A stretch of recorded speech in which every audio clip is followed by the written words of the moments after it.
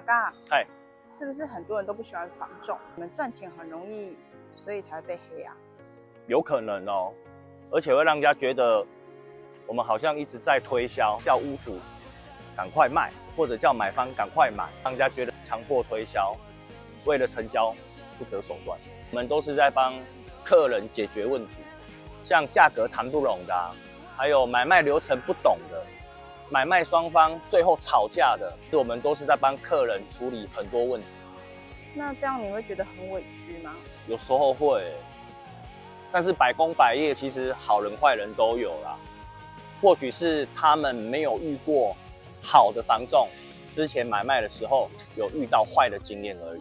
所以我现在比较想做的是，让大家知道，并不是每一个房仲都是一样的。我是阿嘎，只讲真话，不讲干话。